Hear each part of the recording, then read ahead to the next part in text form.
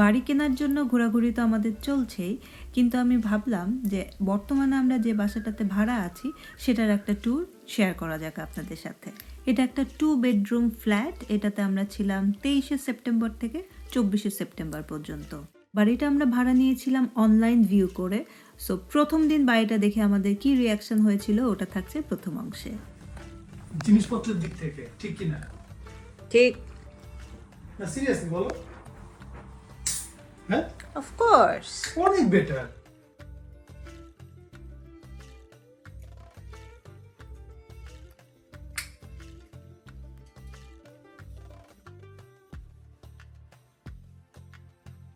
কার্পেটের মধ্যে তো পা ডুবে যাচ্ছে। মানে কি এই কার্পেটে হাঁটতেও তো ইয়ে লাগবে। এখানে আবার একটা স্টোরেজও আছে, তা দেখছো কি তুমি? এটা জুতার জায়গা হবে। আমি যা ভাবছিলাম তার থেকে অনেক সুন্দর। আমিও যা ভেবেছি সেরকমই সুন্দর। এটা ঢুকলেই মনে হচ্ছে যেন এই লাইট টাইট লাগা এমন হচ্ছে। হ্যাঁ, কি মনে হচ্ছে?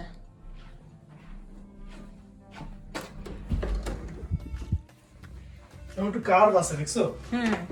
এই জন্য মানে কেমন যেন লাগতেছে, স্বপ্নের একটা ব্যাপার আছে। স্বপ্নের একটা ব্যাপার আছে। একবারে নিজেদের বাড়ি কিনে সাজাবো বলে আমরা আসলে ফার্নিচার কিনিনি একদমই। আর ভাড়া বাসা যেগুলোতেই ছিলাম সব ফার্নিশড হাউসেই আমরা থাকতাম। আর এই বাড়িটা যেহেতু অনলাইনে ভিউ করে আমরা কনফার্ম করেছিলাম, তার কারণে আসলে শিওর ছিলাম না বাসা বা বাসার ফার্নিচারের কোয়ালিটি কেমন হবে। নিস্তারা হলেও তুমি আলো পাবা, দৃশ্য তো পাচ্ছই। না, আমি মোর দ্যান হ্যাপি। একবারে যেদিন চাবি কালেক্ট করি সেদিনই আমরা বাসা প্রথম দেখেছিলাম। সো সব কিছু আমরা ঘুরে ঘুরে দেখছিলাম, সব কিছু বেশ পছন্দ হচ্ছিল আমাদের। কথা শুনে নিশ্চয়ই বুঝতে পারছেন যে আমরা কতটা এক্সাইটেড ছিলাম। এই টেবিল টপগুলো তো কত সুন্দর। আমি বাথরুম এখনো খুঁজে পাইলাম না।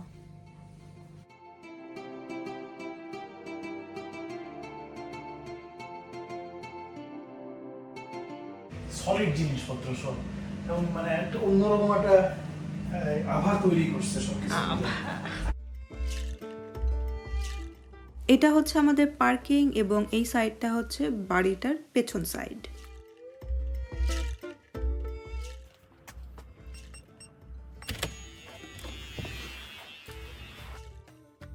এবার চলুন দেখা যাক আমরা যখন বাসাটাতে থাকা শুরু করি তখন কিভাবে গুছিয়েছিলাম।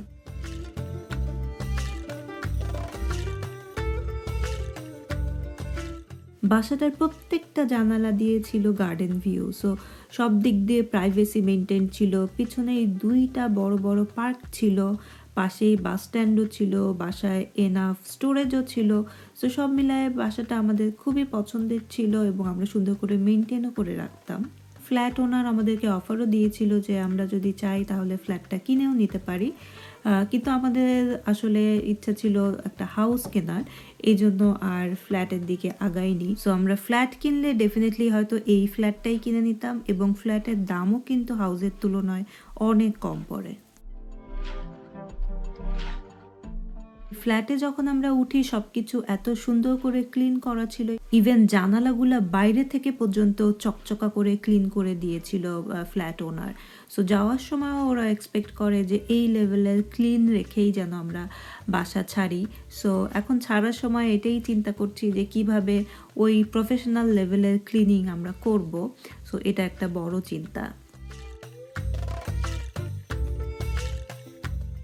ইউকেতে প্রপার্টি রেন্ট করার একটা বড় শর্ত হচ্ছে 5 উইকসের সমপরিমাণ টাকা ডিপোজিট দিতে হয়, যেটা ভাড়াটিয়া চলে যাওয়ার সময় যদি বাড়িতে কোনো ধরনের কোনো ড্যামেজ করে বা নোংরা বা ক্লিন ঠিক মতো করে দিয়ে না যায় তখন ওই ডিপোজিট থেকে টাকা কাটা যায়। সব কিছু যদি ঠিকঠাক মতো বাড়িওয়ালাকে বুঝাই দিয়ে যাওয়া যায় তাহলে ওই ডিপোজিট পুরোটাই আবার ফেরত পাওয়া যায়।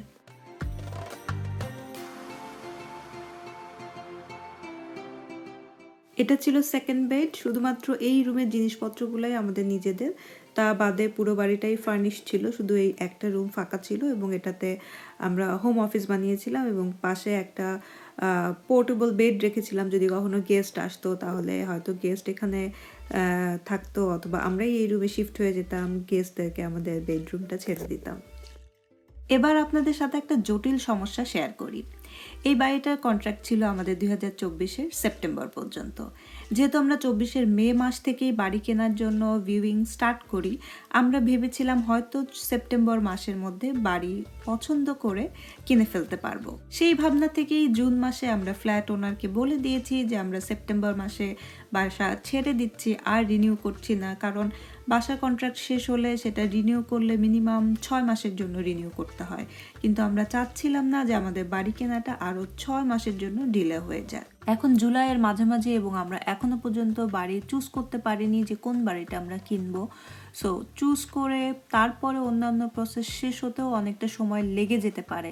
এজন্য আমরা এখন রিয়েলি ওয়ারিড যে এই 1.5 মাসের মধ্যে বাড়ি পছন্দ করে সমস্ত ফর্মালিটিস কমপ্লিট করে কিনে উঠতে পারবো কিনা। যদি না পারি তাহলে সেপ্টেম্বর মাসে যে কোথায় যাব জানি না।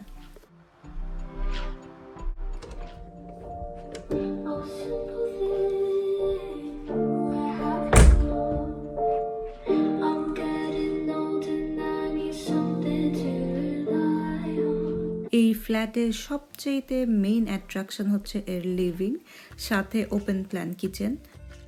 এই রুমে যে আমরা কত সময় কাটিয়েছি তার কোনো হিসাব নাই।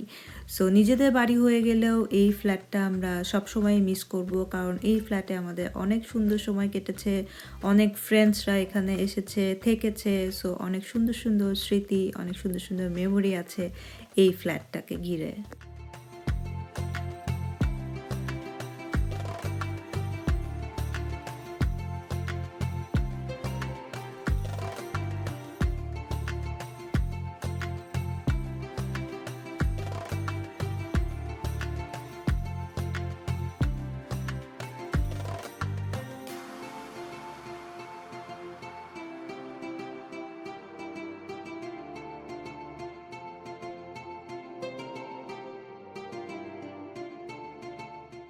এই ছিল আমাদের বর্তমান ভাড়া বাসার ট্যুর। আশা করি আপনারা এনজয় করেছেন ভিডিওটা।